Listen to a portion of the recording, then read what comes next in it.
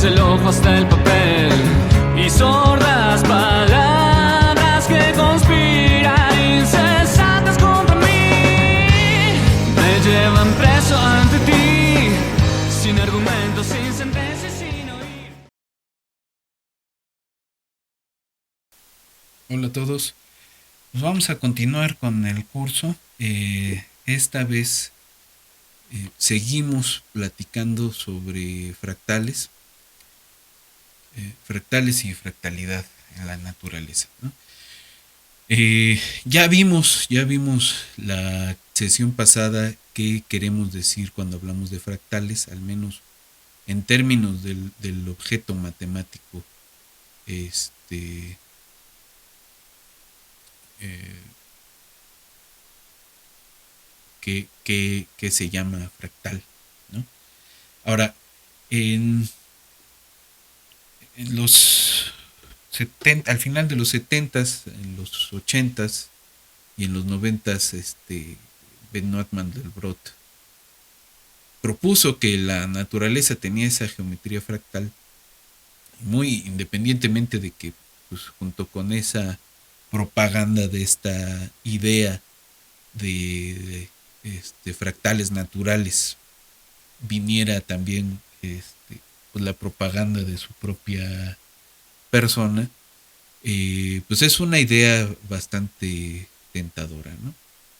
Todos hemos visto estas imágenes de los brócolis que se repiten en varias escalas. Ahora, no se repiten en todas las escalas. En ese sentido no es como el fractal matemático, si queremos llamarle fractal, ¿no? El ejemplo que pone este Mandelbrot al principio de muchos libros, pues es el de las costas, ¿no? La formación de las costas de los continentes. Y dice, pues esa es una curva fractal, ¿no? Exhibe fractalidad, pero no es exactamente una curva fractal. Y entonces hacer esa distinción es importante. Ahora, sí se han encontrado fenómenos que exhiben cierta fractalidad. El, por ejemplo, hay cierto tipo de tumor sólido que tiene fronteras fractales, ¿no? Entonces, por ejemplo, a mí me tocó ver una ocasión donde hicieron un trabajo no sé si era tesis de licenciatura o de maestría, donde medían en tumores de seno este, la dimensión fractal, eh, y podían hacer el diagnóstico de qué tan operable o no es de acuerdo a la dimensión fractal de la imagen, ¿no?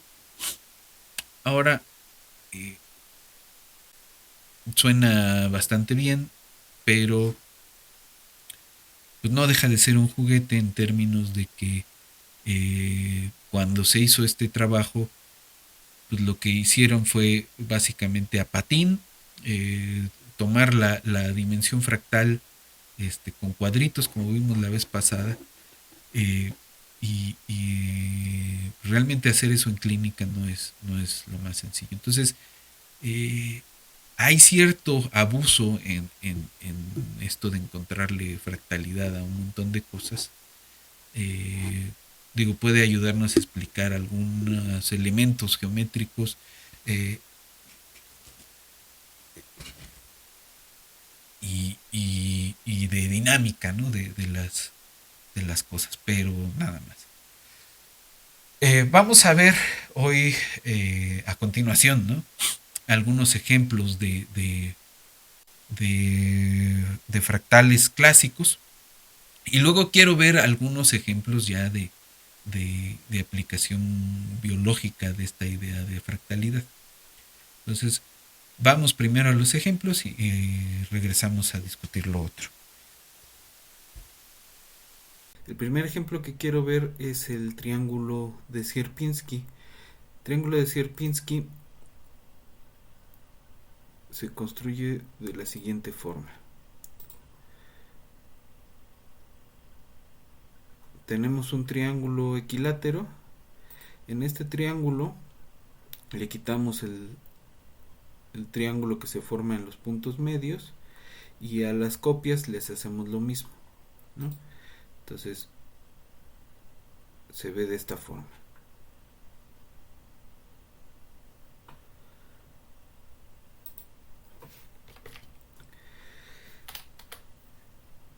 ¿No? Entonces esta es la construcción. Tenemos el triángulo original, le quitamos el triangulito formado por los puntos medios y tenemos estos conjuntos que son en el plano son compactos, ¿no? Y además este contiene a este y este contiene a este y este contiene a este y seguro el S4 está contenido en S3 y entonces tenemos una cadenita ahí de contenciones, lo que significa que nos estamos aproximando a otro conjunto, ¿no? Tenemos una sucesión de puntos, o sea, todos estos conjuntitos, todos estos triangulitos modificados, pues son puntos en H de R2, ¿no? Son conjuntos compactos. Entonces son puntos en H de R2 y tenemos una sucesión que entonces es en el sentido de pensar en el conjunto más epsilon, tenemos una sucesión que es convergente. Entonces, ¿cómo llegamos vía la aplicación iterada de funciones a este atractor que es el triángulo de Sierpinski? Pues esta es una forma de llegar, ¿no? Entonces aplicamos estas tres transformaciones una y otra vez y vamos a ver qué pasa. Ahora, si se fijan ustedes, esta transformación de acá es la identidad por un factor de un medio, ¿no? Es decir, es un escalamiento con un factor menor que 1 y mayor que 0, entonces es una contracción, ¿no? Esta es una contracción euclidiana, entonces ahí tenemos de entrada una contracción, aquí tenemos esa misma contracción más una traslación que sigue siendo una contracción, la misma contracción más otra traslación que sigue siendo una contracción.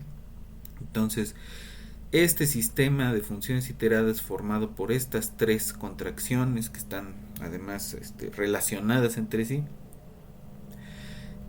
con el espacio R2, la métrica euclidiana, pues se extienden al espacio H de R2 y su punto fijo pues va a ser el triángulo de Sierpinski, ¿no? Entonces, ¿qué es lo que está haciendo la transformación? Escala por un medio, hace tres copias, ¿no? Traslada. Esa es una forma de hacerlo.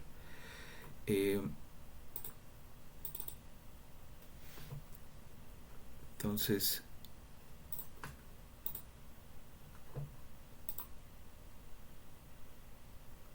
ahí está el escalamiento.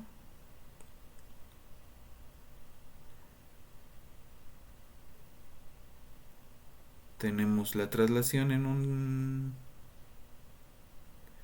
una dirección y la traslación en la otra dirección, y eso es lo que va a estar haciendo cuando lo apliquemos iteradamente. Pues vamos a obtener lo que necesitábamos. Entonces vamos a ver otro ejemplito con el triángulo de Sierpinski. Este es el Sierpinski, ¿no? Y si le aplicamos ese mismo sistema de funciones iteradas, la foto de Sierpinski sigue siendo un compacto. Entonces no importa que partamos bien del triángulo completo o bien de la foto de Sierpinski, vamos a tener el mismo atractor todo el tiempo, ¿no? Es el único punto fijo asociado a ese conjunto de funciones. Entonces, realmente no va a importar cuál es el atractor siempre que sea el punto inicial, siempre que de veras esté en HDR2, es decir, que el conjunto sea un compacto. Vamos al segundo ejemplo. El segundo ejemplo es el dragón de Levy, la curva llamada el dragón de Levy. Entonces partimos de un triángulo y a ese triángulo le vamos a pegar dos triángulos, es un triángulo isósceles, y en los dos lados iguales les vamos a pegar copias más pequeñas de triángulo isósceles, ¿no? Vamos a formar un triángulo isósceles de esta forma. Y en los lados de estos dos les vamos a pegar otros dos, y otros dos, y otros dos, y otros dos, y otros dos.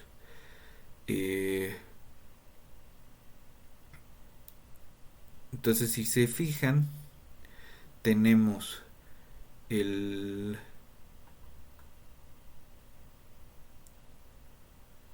estas dos copias pegadas. Acá está el L0, ¿no? El conjunto L0, el conjunto L1 aquí está, el conjunto L2 aquí está, y el conjunto L3 aquí está, pegado en el L4.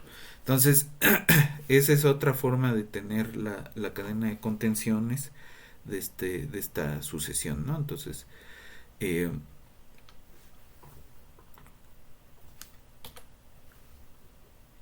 ¿cómo va a ser el sistema de funciones iterado? Pues vamos a tener el triangulito, ese lo vamos a escalar. Vamos a mandar una de las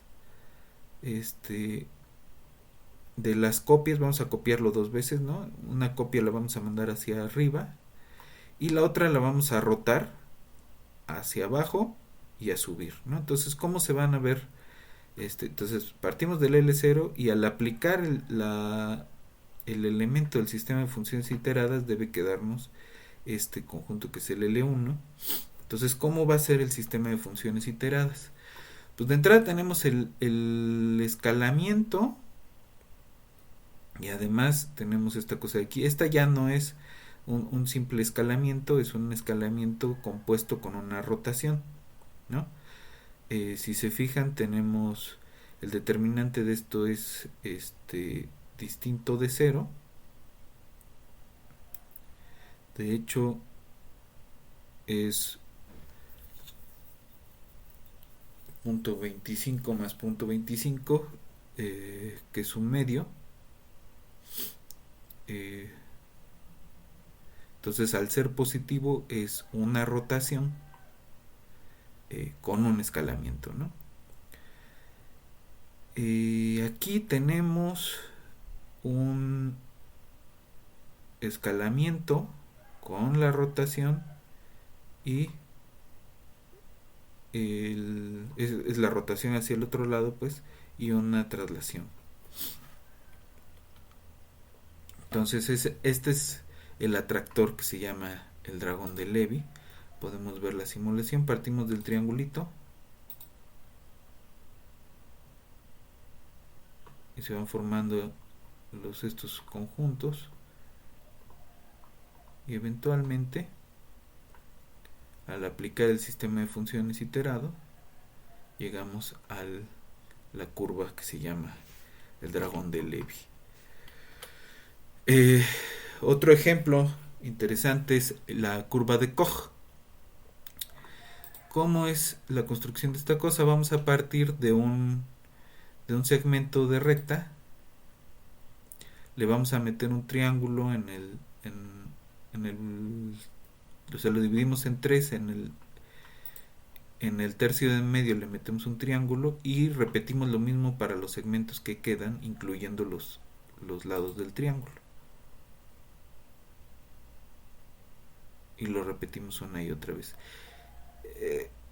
Este método de construcción, ¿cómo lo expresamos? Como un sistema de funciones iteradas, ¿no? Aquí está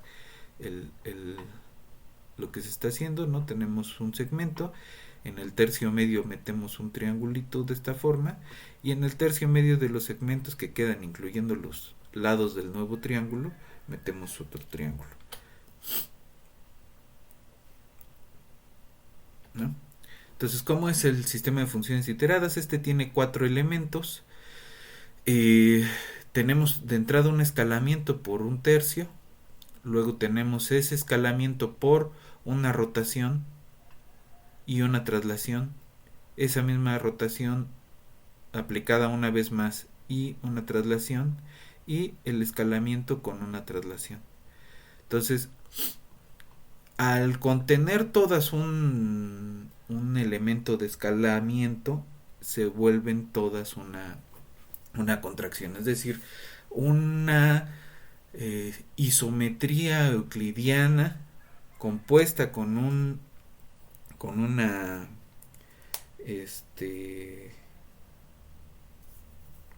con un escalamiento con factor menor que 1 es un escalamiento en esencia, ¿no? Entonces va a exhibir la aplicación iterada de esa función un punto fijo, ¿no? Entonces vamos a ver ese sistema de funciones iterado aplicado a este conjunto que es un compacto en el plano. Ahí está. Otra vez. Partimos del triángulo y ese triángulo lo escalamos y lo rotamos, ¿no? Lo escalamos, lo rotamos, lo escalamos, lo rotamos, lo trasladamos. Ahí está.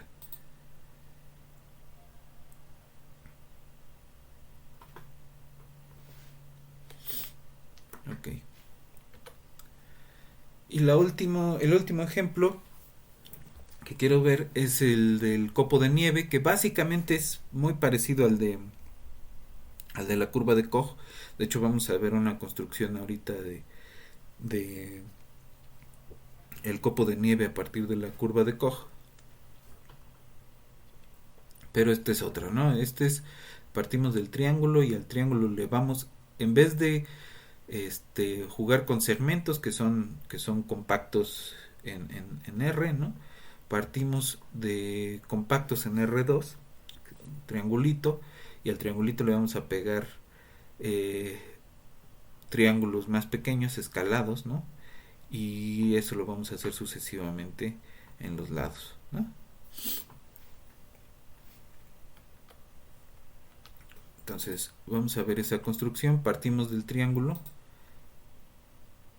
al triángulo le pegamos 3 triángulos y a cada triángulo le vamos a pegar los triángulos más pequeños y así sucesivamente.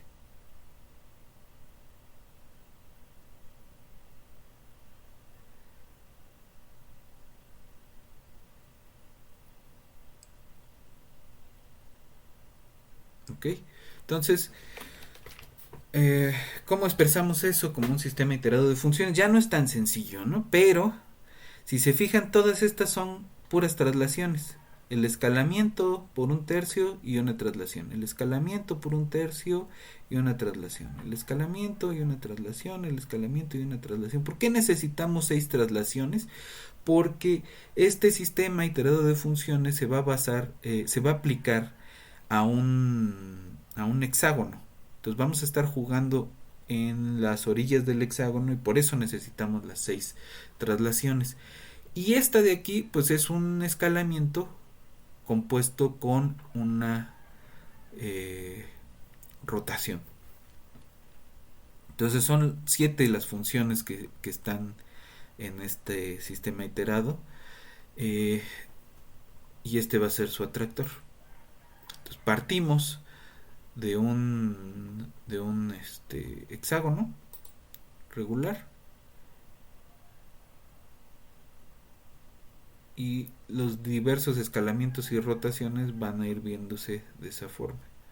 Entonces, si se fijan,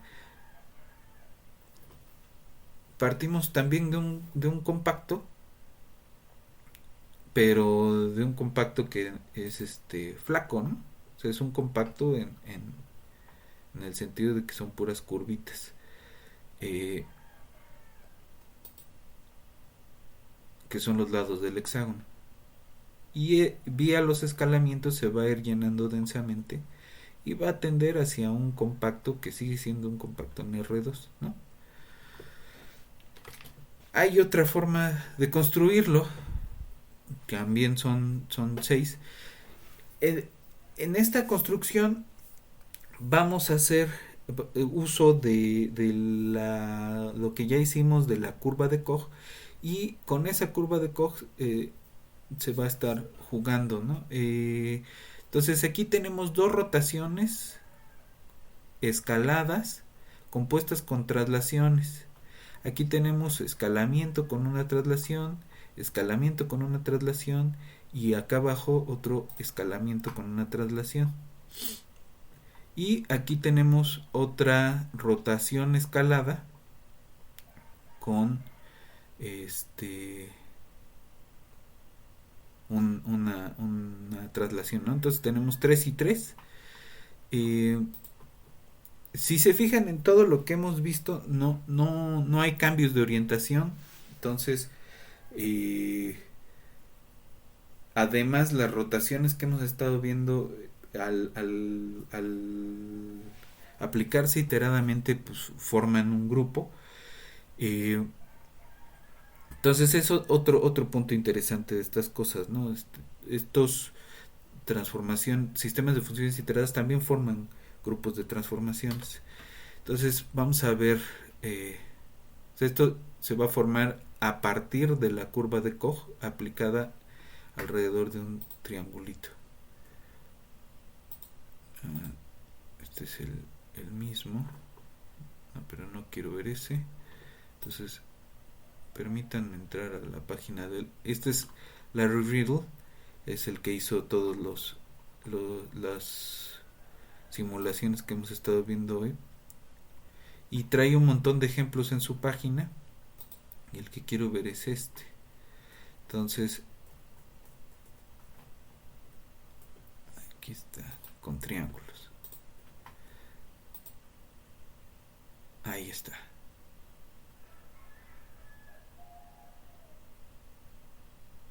Entonces tenemos el mismo atractor que con los hexágonos, pero partimos de un triángulo, y es más o menos la misma idea de la curva de Koch.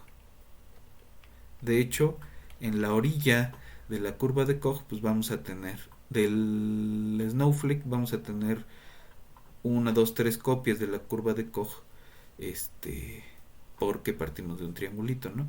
Como sea, pues estamos partiendo de un compacto, y el punto fijo de nuestro sistema iterado de funciones pues sigue siendo un compacto, ¿no? Ok, entonces vamos a ver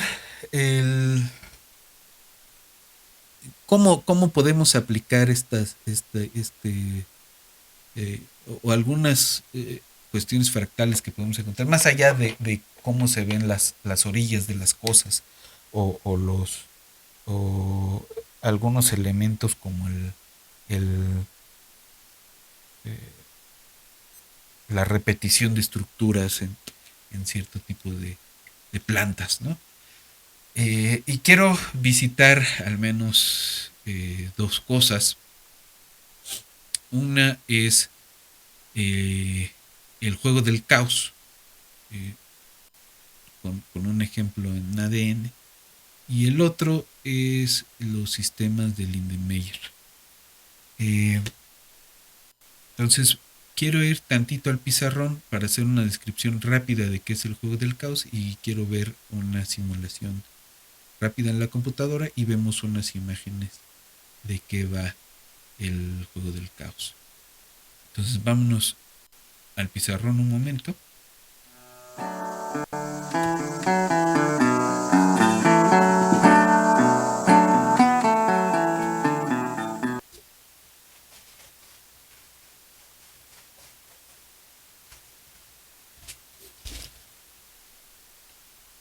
Entonces, el juego del caos es un sistemita iterado de funciones, pero probabilista, ¿no? El juego del caos es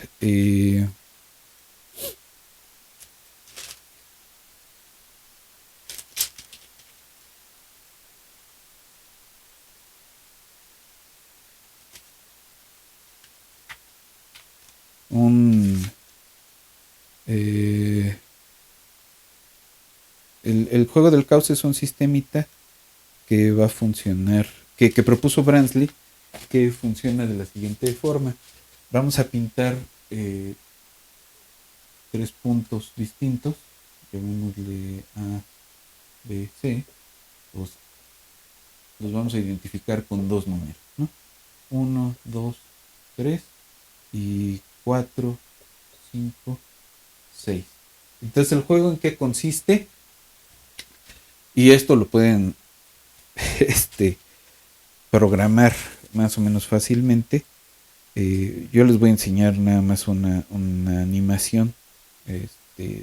Les voy a mandar en el GitHub cómo hacer la animación. Cómo hacer las gráficas para hacer ese GIF animado.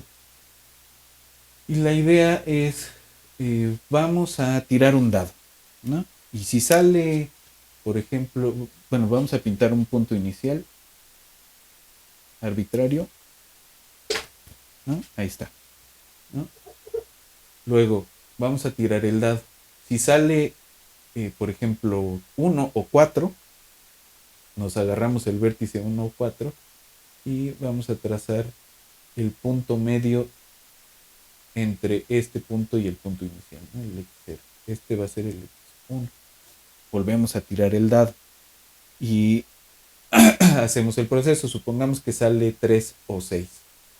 Entonces pintamos para acá y tenemos ese punto X2, digamos.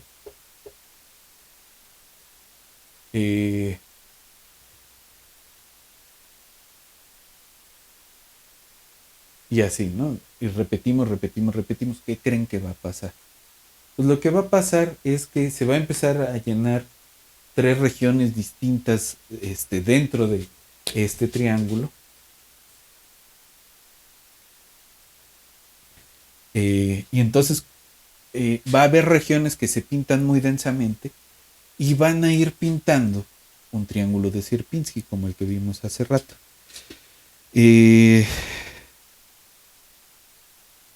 Pues ahorita vamos a ver una animación de eso, pero ahora imagínense lo siguiente. El ADN está formado por 4 aminoácidos.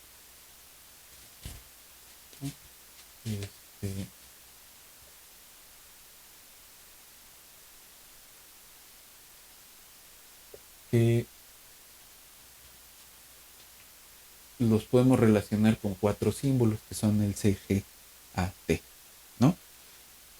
Ahora vamos a jugar al juego del caos.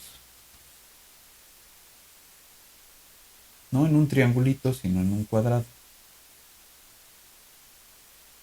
Y ese cuadrado lo vamos a marcar como CGAT.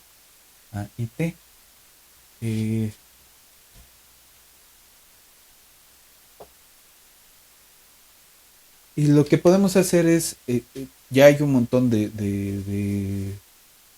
no demasiadas, ¿no? Pero sí hay algunas bases de datos que contienen pedazos completos de genomas, ¿no? Por ejemplo, de moscas. Entonces, lo que vamos a tener es un conjunto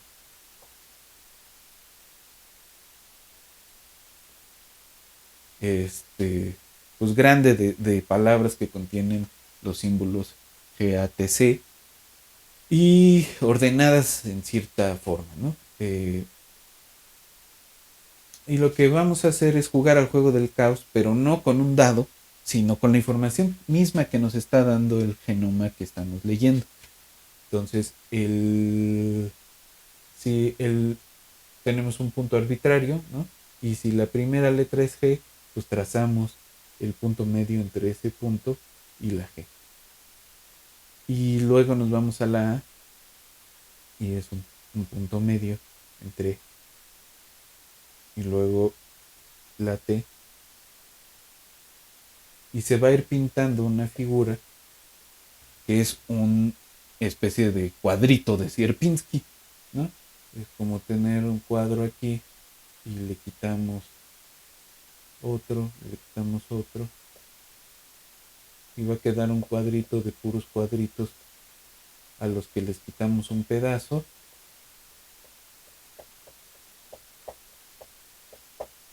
y se van a exhibir, es decir, va a haber más puntos visitados en ciertas regiones. Eh, Se pueden distinguir allí ciertas estructuras eh, de acuerdo con ciertas medidas pues, de dimensión y de otras cosas, ¿no? Eh, Ahora, supónganse que tomamos dos genomas de dos bichos que estamos suponiendo que según la biología están emparentados y corremos esta idea en la computadora, ¿no?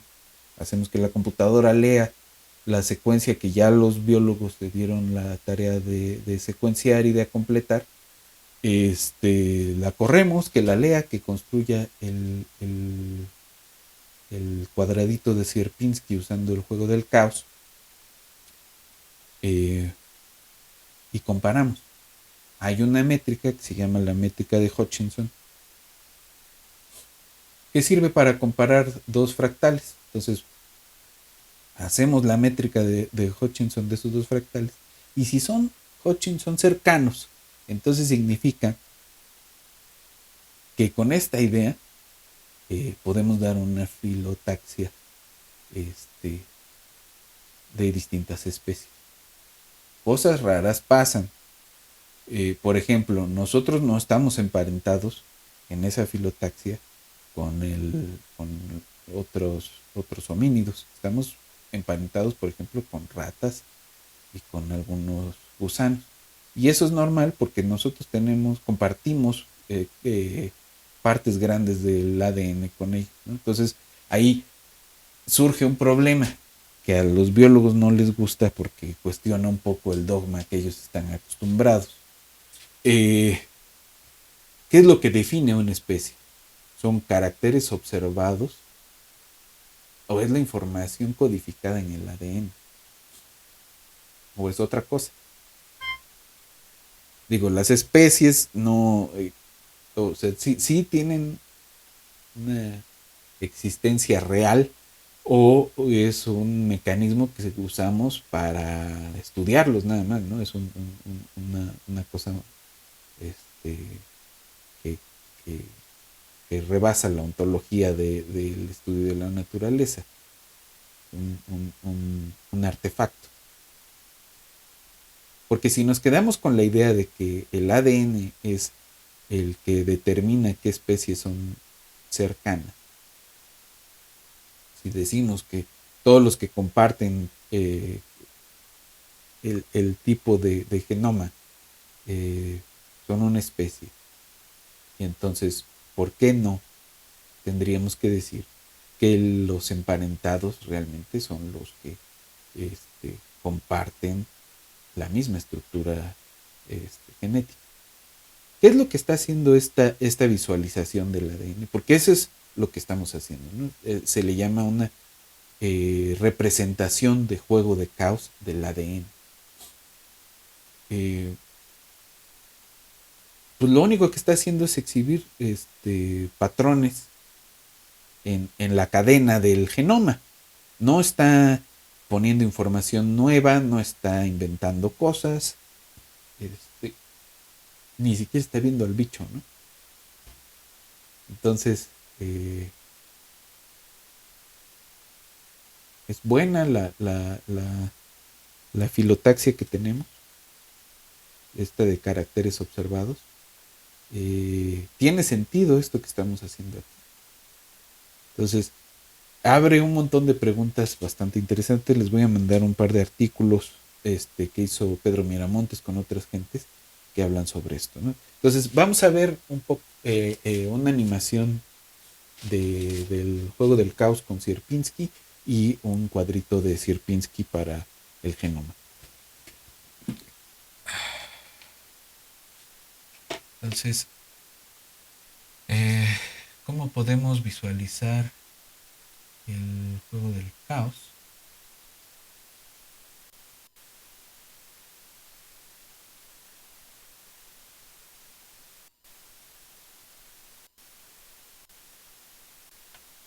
Okay.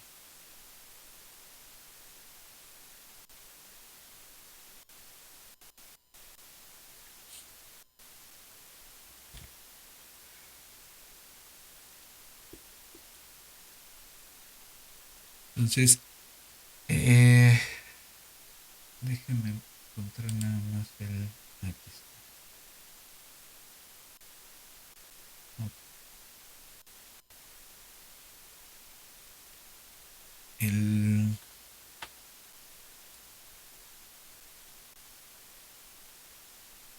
Este código utiliza NumPy, matplotlib.pyplot y usa esta para utilizar funciones del sistema y este que genera números aleatorios. Entonces, únicamente este es para los tamaños de las imágenes y esta función define la dinámica del juego del caos. Tiene dos parámetros, uno es start, que es el número de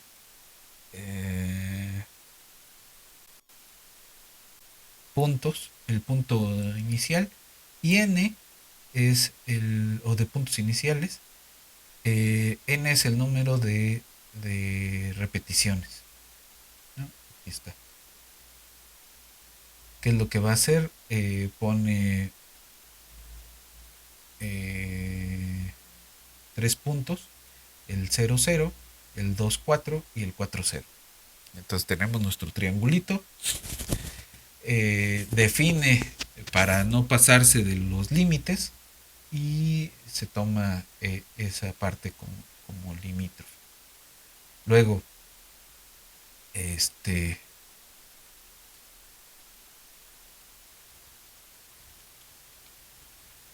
se toma para entre 1 y n más 1, se va a hacer la gráfica de el punto de inicio y luego otro punto, del punto de inicial, y luego se dibuja.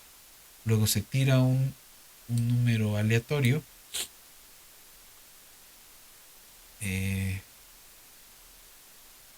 y se pinta, ¿no? Se guarda esa imagen en un PNG.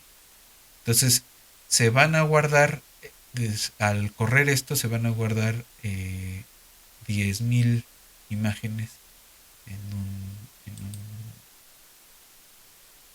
una carpeta, ¿no? Ahora, al final, ¿cómo se va a ver esto?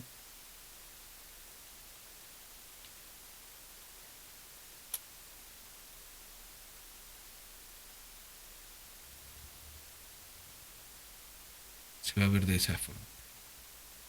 Voy a hacer un poquito más grande. Obtenemos un GIF animado con esas 10.000 imágenes, ¿no? Lo podemos ver de nuevo. Y ahí se está formando el triángulo de Sierpinski con los puntos del juego del caos.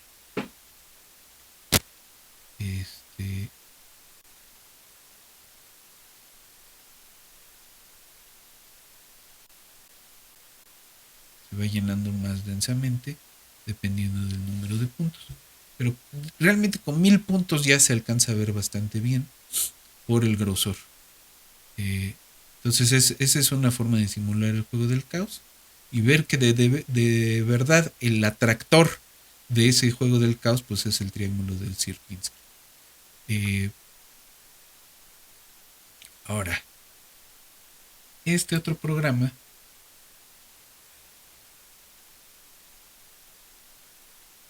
utiliza CM, es una paleta de colores, y utiliza NumPy y Pila para leer, ¿no? Aquí ya tiene este archivo FASTA, que es un ejemplo de secuencia de un gen de la mitocondria humana. Entonces, este es el programa. ¿Qué es lo que hace? tiene tres funciones. Esta cosa que se llama Cartesian, un count, K-mer probability y fill matrix with probabilities. La primera función Cartesian lo que hace es que si que crea el producto cartesiano de las variables de los nucleótidos. O sea, lee el archivo y lo pone en un tipo de dato que él puede leer Python más o menos fácilmente. Luego cuenta las subcadenas, las palabras, dada una secuencia. Probability calcula la probabilidad de que haya una cadena de K caracteres en una secuencia dada. Y esto llena, de acuerdo con esa lectura, llena una matriz con ceros y unos para hacer el dibujo a partir de esa matriz de ceros y unos. Y lo que hace el programa es leer el archivo FASTA, lo separa en palabras legibles y luego va a aplicar fill matrix with probabilities que utiliza las otras tres funciones y luego se dibuja. ¿Cómo se dibuja? Muestra la imagen de la matriz que tenemos y ya. Eso es todo lo que hace. Entonces vamos a ver si podemos correr este ejemplo. Ya lo utiliza este banco de genes, ¿no? Entonces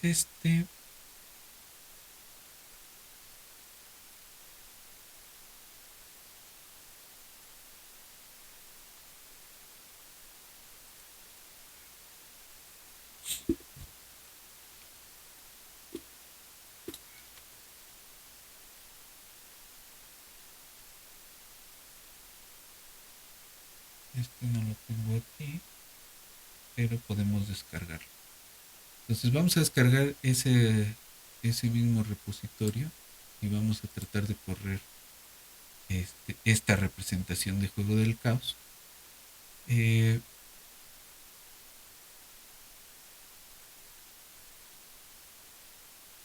Para leer la secuencia del ADN.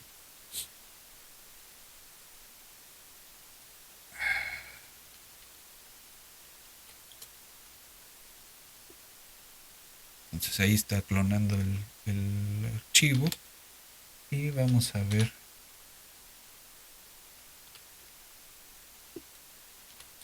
si podemos correr el programa. Le damos Python, Chaos Game Representation y nos debe generar, ahí está. Entonces ahorita les voy a mostrar la imagen que sale leyendo este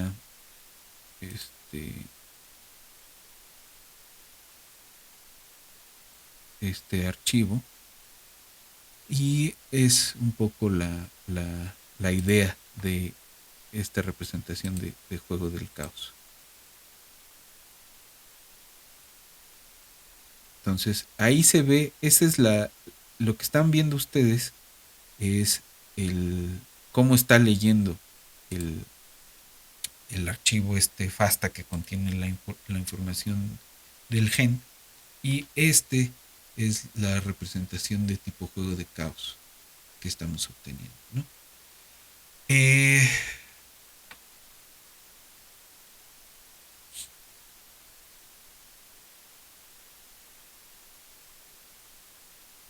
Entonces esa es una forma de hacerlo.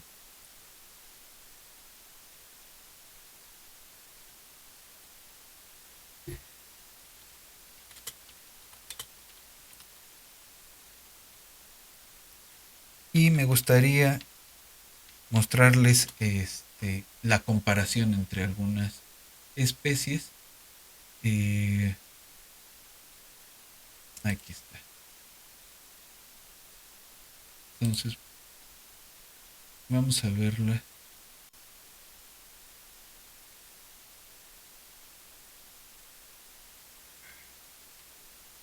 Aquí está la comparación de varios bichos de su secuencia de representada su secuencia genética como uno de estos juegos de caos.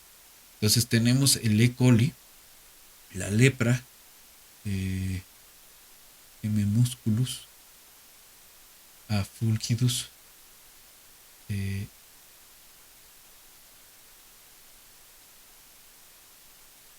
y son dos tipos de representación, ¿no? Y se ven patrones muy parecidos. Hay otras imágenes que se pueden encontrar donde se muestra una comparación entre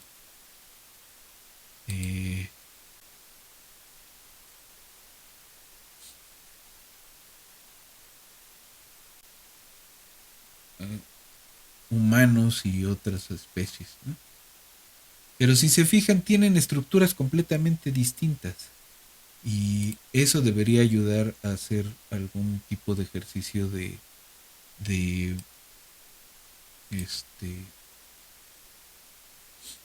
aquí está un ratón. Este de acá abajo. Este es el triángulo de Sierpinski. Entonces esta es la explicación de cómo se hace el juego del caos. Este es un ratón. Este es Afumigatus. Y son parecidas en cierto sentido, pero distintas en otro, ¿no? Entonces hay algunas imágenes donde se ven varias comparaciones entre especies y se puede revisar con cuidado con las bases que sí existen, ¿no? Ahora, hay un trabajo de Pedro Miramontes en donde se propone que se juegue con el tamaño de palabras, ¿no? Entonces ellos proponen un juego en un círculo, bueno, en un polígono muy grande, casi un círculo,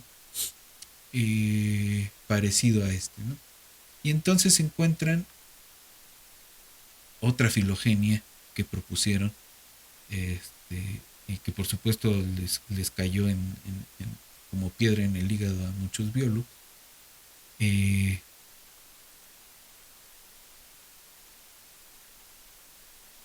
A partir de esos fractales, ¿no? Entonces, este artículo se los voy a mandar para que le echen un ojo y pues terminamos el día de hoy con esto.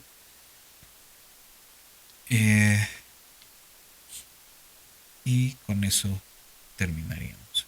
Entonces nos vemos en la siguiente sesión. My mama was a tailor. She sewed my new blue jeans. My father was a gambling man down in New Orleans.